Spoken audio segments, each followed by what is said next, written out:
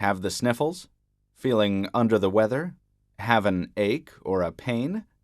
Then generally, our first stop is the drugstore, but this luxury is only allowed to humans. It may not surprise you to learn that the rest of the species that inhabit the planet come up with some very interesting ways of self-medication. Deep in the English countryside, animal behaviorist Cindy Engel studies a new form of biology called zoopharmacognosy, or animal self-medication.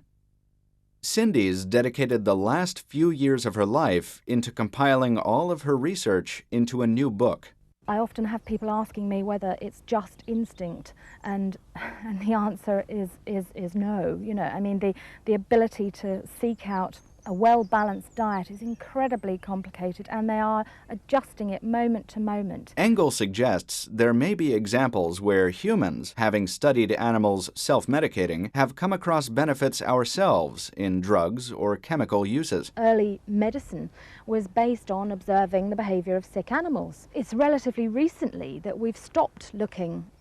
Chimpanzees have already shown 6 or 7 new compounds previously unknown to science, many of which are incredibly important for human medicine. Engel's book has received enormous interest in scientific communities across Europe and North America. She's concentrated on 3 main areas of animal self-medication. First are curative measures, whereby animals have the ability to cure contracted ailments. Second are preventative measures, whereby animals take positive action to protect themselves from illness or parasites.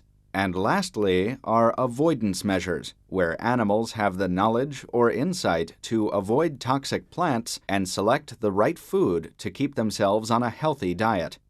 Cows, for instance, have certain ways of improving their self-health.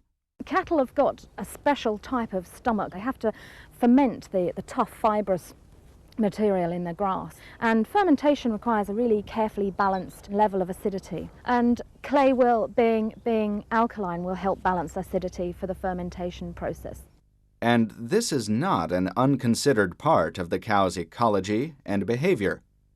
Some species will travel long distances just to get to the right type of dirt.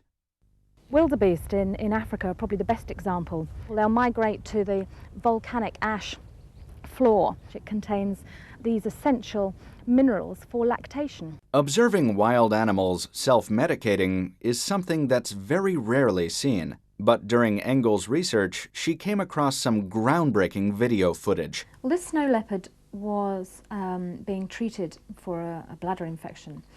She lives in San Francisco Zoo, and she had to go on a course of antibiotics, and antibiotics can cause nausea. All the while she was suffering from nausea, she was eating grass continuously, and when the course of antibiotics stopped, so did the grass eating. So, in an attempt to combat the effects of this man-made antibiotic, this wild animal has resorted to self-medication by way of a good dose of grass. Whether it is buffalo eating mud to combat parasites, or primates using plants to eliminate stomach infections, animal self-medication, or zoopharmacognosy, is an area of biology that's sure to attract much more attention in years to come.